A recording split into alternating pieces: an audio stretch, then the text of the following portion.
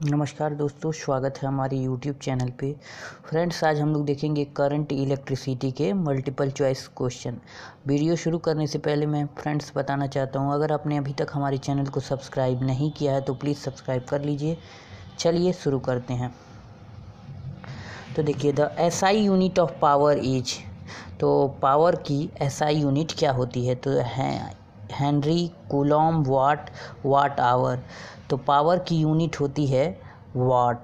और हेनरी किसकी यूनिट होती है? इंडक्टेंस की यूनिट होती है। कूलॉम किसकी यूनिट होती है? तो कूलॉम होती है चार्ज की यूनिट, क्यू, चार्ज। और वाट आवर किसकी यूनिट होती है? तो वाट आवर एनर्जी की यूनिट होती है। चलिए नेक्स्ट क्वेश्चन देखते हैं। Electric pressure is also called, electric pressure को क्या कहा जाता है? तो इलेक्ट्रिक प्रेशर वोल्टेज कहा जाता है। इलेक्ट्रिक प्रेशर को वोल्टेज कहा जाता है। रेसिस्टेंस, रेसिस्टेंस क्या करता है? करंट फ्लो को अपोज करता है। और रेसिस्टेंस की यूनिट क्या होती है? ओम होती है। चलिए, the substance which have large number of free electrons and offer a low resistance are called. Substance मतलब पदार्थ जो large number of free electrons रखते हैं और लो रेसिस्टेंस ऑफर करते हैं, तो उनको क्या बोलते हैं? तो उनको बोलते हैं कंडक्टर्स। और इंसुलेटर में नंबर ऑफ फ्री इलेक्ट्रॉन्स जो होते हैं वो बहुत कम होते हैं, सबसे कम होते हैं। और सेमी कंडक्टर क्या होते हैं? जिनकी कंडक्टिविटी कंडक्टर और इंसुलेटर के बीच में होती है, उसको बोलते हैं सेमी कंडक्टर। तो इसका आंसर है डी, कंडक्टर्स। चलिए, out of the following which is not a poor conductor, poor conductor नहीं है।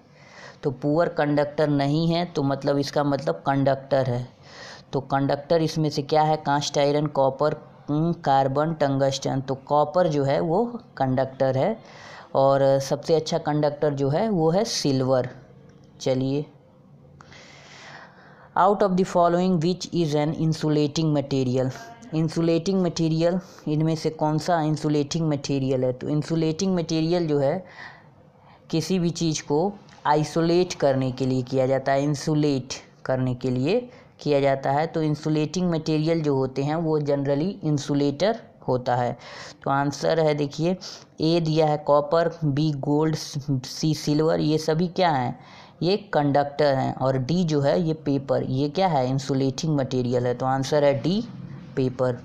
चलिए, the property of a conductor due to which it passes current is called.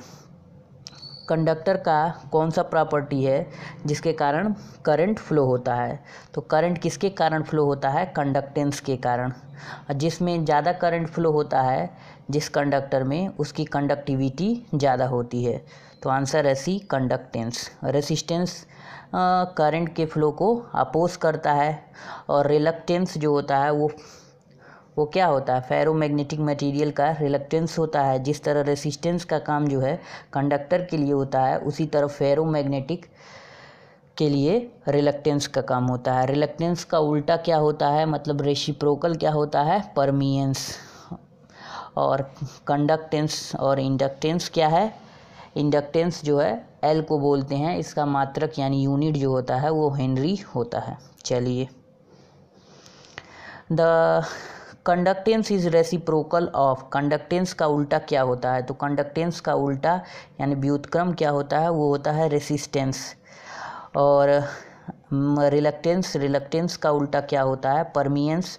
और कैपेसिटेंस, तो capacitance का रेसिप्रोकल जो होता है वो होता है इलास्टेंस। तो कंडक्टेंस का रेसिप्रोकल आंसर है ए, रेसिस्टेंस। चलिए, the resistance of a conductor varies inversely. तो कंडक्टर का रेसिस्टेंस क्या होता है? R is equal to rho L by A. तो यहाँ से देखें, ए यानी क्रॉस से एरिया ऑफ क्रॉस सेक्शन के इन्वर्सली प्रोपोर्शनल होता है रेसिस्टेंस। तो इसका आंसर हो जाएगा B, area of cross section. और लेंथ के डायरेक्टली प्रोपोर्शनल होता है, रेसिस्टिविटी के डायरेक्टली प्रोपोर्शनल होता है। और टेम्परेचर, कंडक्टर का टेम्परेचर जब बढ़ाते हैं तो उसका रेसिस्टेंस भी बढ़ता है, और जबकि सेमी कंडक्टर का जब हम टेम्परेचर बढ़ाते हैं तो उसका रेसिस्टेंस घटता है। चलिए, with rise in temperature the resistance of pure metal, pure metal मतलब शुद्ध धातु का जब हम टेम्परेचर बढ़ाते हैं तो उसका रेसिस्टेंस भी बढ़ता है। तो आंसर है ए, जबकि सेमी कंडक्टर का घटता है। चलिए, with rise in temperature the resistance of semi conductor, यानी टेम्परेचर को बढ़ाते हैं तो सेमी कंडक्टर का रेसिस्टेंस क्या होता है, तो घटता है। तो आंसर है ए, डिक्रीजेस। और सेमी कंडक्टर क्या होते हैं, सेमी कंडक्टर जनरली जिसका लास्ट ऑर्बिट में जो है 4 इलेक्ट्रॉन्स होते हैं वो होते हैं सेमी कंडक्टर, जैसे सिलिकॉन, जर्मेनियम, कार्बन। चलिए, The resistance of a copper wire is 200 meter long is 21 ohm if its thickness यानी diameter is 0.44 mm, its specific resistance is around। तो यहाँ से हम फार्मूले से कैलकुलेट कर सकते हैं, रो इज इक्वल टू RA/L। तो आंसर आ जाएगा आपका C, 1.6 इंटू 10⁻⁻8 ओम मीटर। चलिए, 3 resistances of 10 ohm, 15 ohm and 30 ohms are connected in parallel, the total resistance of the combination is. 3 resistance है, 10 ओम, 15 ओम और 30 ओम पैरेलल में कनेक्ट है, तो टोटल रेसिस्टेंस मतलब इक्विवेलेंट रेसिस्टेंस क्या होगा। इसका फार्मूला होता है 1/R is equal 1/R equivalent is equal to 1/R1 plus 1/R2 plus 1/R3। यहाँ से कैलकुलेट करेंगे तो आंसर क्या आएगा, आएगा आंसर ए 5 ओम। चूँकि ये पैरेलल में कनेक्ट हैं तो इसका जो इक्विवेलेंट आएगा, ये सबसे कम जो रेसिस्टेंस है उससे भी कम वैल्यू आएगा। इसमें देखिए 10 ओम और 15 ओम और 30 ओम में सबसे कम जो रेसिस्टेंस की वैल्यू है वो 10 ओम है, तो इससे भी कम आएगा। तो सीधे सीधे हम लगा सकते हैं बिना कैलकुलेट किए, आंसर हो जाएगा ए 5 ओम। चलिए, an instrument which detects electric current is known as, एक इंस्ट्रूमेंट जो है जो इलेक्ट्रिक करंट को डिटेक्ट करता है, ये नहीं बताता है कितना मान का इलेक्ट्रिक करंट फ्लो हो रहा है बस डिटेक्ट करता है, मतलब यहाँ करंट है या नहीं है, तो इसको बोलते हैं गैल्वेनोमीटर। तो आंसर हो जाएगा डी, गैल्वेनोमीटर। यही अगर क्वेश्चन रहता है an instrument which measures electric current is known as, तो वहाँ उसका आंसर होता एमीटर। एमीटर जो है करंट को मेज़र करता है, और एमीटर को सर्किट में सीरीज में लगाते हैं और वोल्ट मीटर को पैरेलल में लगाते हैं, और वाट मीटर जो है वो एनर्जी को मेज़र करता है। चलिए, पावर, कितना पावर लिया गया है वो मेजर करता है वाट मीटर।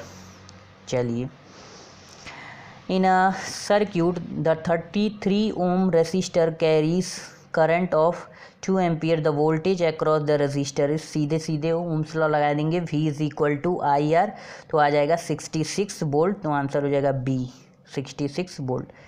चलिए, a light bulb draws 300 milli ampere when the voltage across it is 240 volt, the resistance of the light bulb is, सीधे सीधे फार्मूला लगा देंगे ohm's law, V is equal to IR से resistance की value V/I हो जाएगी, तो calculate करेंगे तो आ जाएगा आंसर आपका 800 ओम।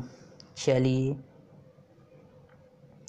The resistance of a parallel circuit consisting of 2 branches 12 ohms if the resistance of one branch is 18 ohms, what is the resistance of other। तो देखिए, दो पैरेलल में कनेक्टेड इक्विवेलेंट दे रखा है 12 ओम, और इसको हम एक रेजिस्टेंस की वैल्यू है 18 ओम समझ लीजिए। मान लीजिए हमको R2 की वैल्यू ज्ञात करना है, तो इसका फार्मूला होता है multiplication of both the numbers and difference. चूँकि हम यहाँ पे एडिशन नहीं ले सकते हैं क्योंकि इक्विवेलेंट हमको दे रखा है, तो यहाँ हम डिफरेंस ले लेंगे, तो आ जाएगा आंसर बी 36 ओम। चलिए, 4 wires of same material, 4 wire हैं सेम मटेरियल के, the same cross section area and the same length when they connected in parallel give the resistance of 0.25 ohm. मतलब सभी जो हैं 1-1 ओम के रेसिस्टेंस हैं। If the same 4 wire are connected in series, मतलब 1-1 के series में है, तो 1 + 1 + 1 + 1 द इफेक्टिव रेसिस्टेंस क्या होगा, तो मतलब 4 ओम होगा। तो आंसर हो जाएगा डी 4 ओम। चलिए, a current of 16 ampere divided between 2 branches in parallel of resistance 8 ohms and 12 ohms respectively, the current in each branch. तो देखिए 16 एम्पियर का करंट डिवाइड हो रहा है, मतलब डिवाइड हो रहा है तो टोटल करंट जो आना चाहिए वो 16 एम्पियर आना चाहिए। तो देखिए पहले में 6.4 + 6.9 इसको जोड़ेंगे 16 एम्पियर आएगा, नहीं। 6.4 × 9.6 16 एम्पियर आएगा, हाँ आएगा, सही है। और सी देखते हैं 4.6 + 6.9 16 एम्पियर आएगा, नहीं।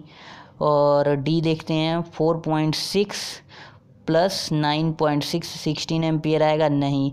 तो मतलब ए सी डी ये नहीं हो सकता है, तो बचा आंसर बी, तो आंसर हो जाएगा बी। अब इसका सॉल्यूशन देखते हैं, इसको हल कैसे करेंगे। 16 एम्पियर आ गया तो जोड़ने पे, तो इसका मतलब ये नहीं है कि ये सही आंसर है, हो भी सकता है नहीं भी हो सकता है। इसका सॉल्यूशन देखते हैं क्या है। इसको सॉल्व करने के लिए सबसे पहले क्या करते हैं, 8 ओम में करंट निकाल लेते हैं और 12 ओम में करंट निकाल देते हैं करंट डिवीज़न से। तो करंट डिवीज़न से कैसे निकालेंगे, अगर मान लीजिए हमको 8 ओम में करंट चाहिए, तो 8 ओम में मान लीजिए I1 करंट चाहिए, तो 12/20, मतलब जिसका रेसिस्टेंस, जिसमें करंट चाहिए उसका रेसिस्टेंस नहीं लेते हैं, तो मतलब 12 डिवाइडेड बाई एडिशन ऑफ दोनों ओम जितना दोनों प्रतिरोध लगाया उसको जोड़कर, मतलब 8 + 12, मतलब 12/20 × 16। तो इस तरह जब हम कैलकुलेट करेंगे, और इसी तरह अगर हम I2 मान लेते हैं 12 ओम में फ्लो करने वाला करंट, तो इसका अगर हमको वैल्यू चाहिए करंट की, तो ये हो जाएगी I2 = 8/20 × टोटल करंट 16, तो यहाँ से निकल जाएगा I2। चलिए, देखिए current velocity through a copper conductor is, ये क्या होता है, current velocity through a copper conductor के थ्रू करंट वेलोसिटी होता है। तो देखिए आंसर दिया है A the same as the propagation velocity of electric energy, B independent of current strength से स्वतंत्र होता है, C of the order of few micro second per metre. तो ये आंसर हो जाएगा। और डी दिया है नियरली 3 × 10⁸ मीटर पर सेकेंड, यानी स्पीड ऑफ लाइट के लगभग बराबर। तो इसका आंसर होगा C of the order of few micro second per metre. चलिए, 20 दिया है, which of the following material has nearly 0 temperature coefficient of resistance. तो देखिए 0 टेम्परेचर कोएफिशिएंट, 3 तरह के TCR होते हैं, यानी टेम्परेचर कोएफिशिएंट, पॉजिटिव और टेम्परेचर कोएफिशिएंट, और ये पॉजिटिव टेम्परेचर कोएफिशिएंट जो होते हैं वो सभी कंडक्टर का जो टेम्परेचर कोएफिशिएंट होता है वो होता है जनरली पॉजिटिव टेम्परेचर कोएफिशिएंट, और इंसुलेटर का जो टेम्परेचर कोएफिशिएंट होता है वो होता है नेगेटिव। और 0 टेम्परेचर कोएफिशिएंट किसका होता है, 0 टेम्परेचर कोएफिशिएंट होता है आपका कॉन्स्टेंटन और मैग्नीन का। तो इसका यहाँ पूछा है ज़ीरो टेम्परेचर कोएफिशिएंट क्या है, तो इसका आंसर हो जाएगा ए मैग्नीन। पोर्सलेन क्या है, ये है इंसुलेटर। कार्बन सेमीकंडक्टर और डी कॉपर ये कंडक्टर है। तो आई होप आपको समझ में आया होगा। तो फ्रेंड्स आज के लिए इतना ही, धन्यवाद। प्लीज़ चैनल को लाइक कीजिए, कमेंट कीजिए, और कोई आपका सुझाव हो तो नीचे कमेंट में बताइए। धन्यवाद।